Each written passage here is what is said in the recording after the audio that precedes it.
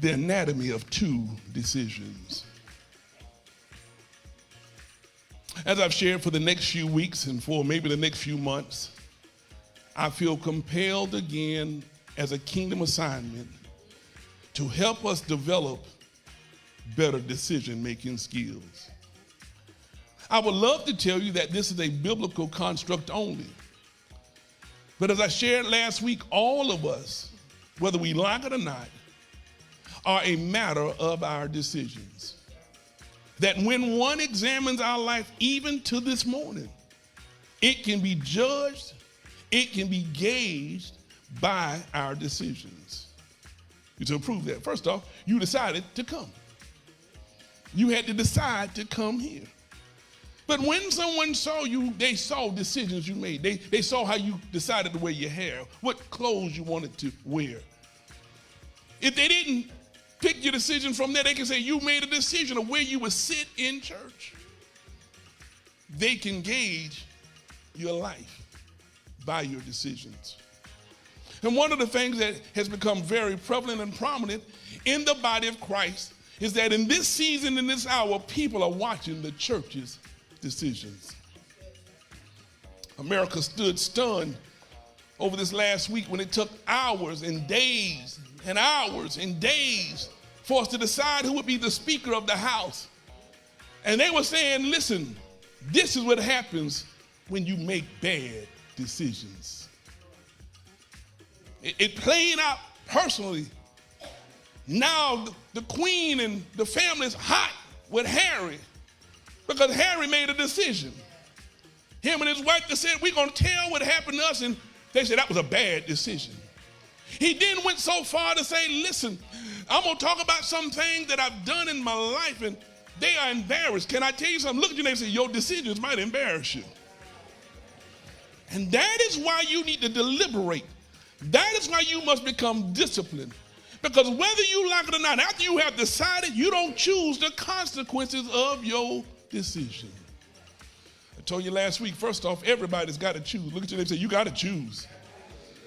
And I hear someone say, well, I don't have to choose. Can I tell you something? When you didn't choose, you just chose. But when you choose or when you choose not to choose, you don't have the power to control the consequence of the choice. You can hope it's going to work, but your choice may put a chokehold on you. And so today I move you from Joshua, when we talked about Joshua 24 and 15 last week. He said there's need to be some consideration, and that your decisions are critical. That for each of you, you need to understand your decisions are critical if you want to reach someone. Your decisions are critical if you want to make your life something. Your decisions are truly, truly a matter of life and death, or an enjoyment of life, so that you don't feel like you in death. I said, but guess what? I got to live with my decision. Okay, I said, let me be clear. I said, you're gonna have a family. You're gonna have children. And I said, there's gonna be some decisions you're going to make, not just for you, but for them. There's gonna be days you're gonna want to eat that last piece of chicken. And you're gonna look at your child, and your child gonna want that piece of chicken. And you're going to have to make a decision. He looked at me and said, what kind of decision you make? I said, that's why I eat all y'all stuff when y'all went to sleep. I said, I ain't never eaten in front of you, but when y'all went to sleep, you get up in the morning, Daddy, where the food? You know what? I don't know where that food, but that food done gone out of here. And for many people under the sound of my voice watching me online, you in a place that you ain't got no business being, but you made a decision to go and stay. Get yourself up and get out of there. Every time I get on the airplane, they help me understand there's an exit somewhere. When I get on, they say, before you get on this plane, before we get up in the air, before we get to flying, before there be any chaos in this air, we want you to identify the exits. Can I tell you that when you with Jesus, God is saying, I don't care how crazy life gets, I don't care how foolish life gets, I have given you identified exits. You can get out of this. But you got to make a decision to get up and go. And I want to start off by showing you the anatomy of a bad decision. That many of us don't like to admit it, But our decisions are rooted in our motives. Oprah saw no use, no purpose in staying connected to Ruth. And I have to remind some people sometimes that when the enemy messes with your motives, your decisions will always be miserable. Again, I'm talking to my son. I had to talk to him. So let me tell you something. There's going to be a day love is going to be real low. It may be like that day. It may just be look that day. I said, but you got to make up in your mind, even on a looking day, I ain't leaving. Because somebody will get your motives messed up and say, you know, child, he ain't got to put up with her, and she ain't got to put up with you. And before you know it, they mess up, and then everybody talking about, I knew they couldn't make it. Because we have messed up their motives, they messed up their decisions. Oprah saw no reason to stay with Naomi.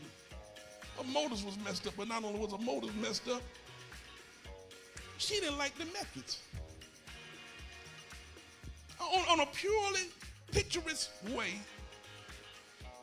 I'm convinced she said, I got to get away from this woman because I don't like the methods of this woman. It breeds a level of, I don't know. Look at your neighbor and say, neighbor, be careful when you say, I don't know. Say, I don't know enough.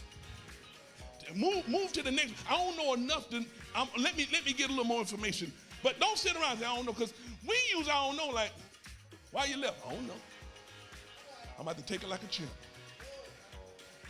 I'm going to take it for the champs. I hear people all the time say, Pastor Bill, don't you ever want to do bad? No. Why? Because God ain't never done me bad. A friend of mine reminded, and I'm going to do my best in this year to start talking about so much sin and talk about the joy of the Lord. Because maybe that's what we done. We done had you focus on sin that you ain't seen the good life yet. When you living good, you don't want to live bad. Have you ever been somewhere and you got good benefits? And you got somebody crazy come around? What you do? You check them out and do, hey. Don't come over here with that foolishness. Don't come on. Listen, we got it good over here. Don't you come in here with no craziness. If you don't like it, go on down the road. Because listen, we are not about to have you mess up. I have decided this is a good place to work. I decided with Lady Pelt, that's a good place to live. I've decided raising my children is a good job. And I'm not going to let somebody get in my head and tell me, well, you know, you run everything. Let me tell you something. You better run yourself on down the road. Don't come over here messing up nothing. Don't come over here messing up nothing. Because the moment I change my methods, the moment I change my motives and do something stupid, y'all will go, child, I told y'all, Pastor Pelt. And here's the bad thing with me and my profession. Another preacher going to suffer because of something I did. I had a person get on me last week about a prominent preacher who made a statement about something he wanted to do and called me on the phone and said, I bet you better not. I said, wait a minute, I ain't got nothing to do with it. I don't know that man. I ain't got nothing to do with that man. And I need to remind some of you, I don't care how tough your saved life is. If you really saved, you can look back over your life and say, as rough as my saved life is, it's better than my best unsaved life. I had to remind my own self every now and then I play in my own mind. This is what Bishop do. I don't know what you do, but this is what I do. But when I got to this new year and walked over, I remember some years I was nowhere near church.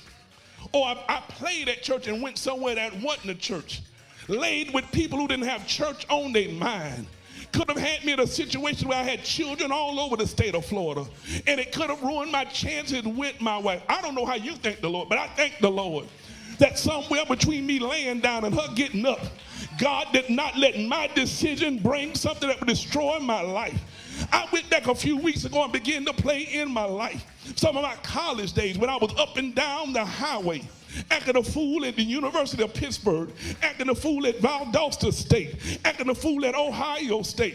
Didn't have no business being out of Florida. Got stuck one time in Milledgeville, Georgia. Couldn't get myself back home. But a man met me at a gas station. CP's chicken. I was having a 2-piece and a biscuit. About to cry. I said, Lord, I got to get back to Orlando. My car wouldn't start. My frat brother car wouldn't start. The old man had a cigarette in his mouth. He was sitting there listening to the engine go, chick, chick, chick, We got chicken grease on our lips and tears in our eyes. But the old man lifted up the hood, somehow poured some gasoline down in the carburetor. The car started up and it was running like this. He said, don't stop. Can I tell you, we jumped in that car. We slammed it in neutral all the way from Milledgeville, Georgia, all the way back to Orlando. And I'm here to say, God, I thank you that the decision I made in Milledgeville didn't destroy my destiny that you had for me in Orlando. And I don't know about you, but I'm saying, God, I thank you that you didn't leave me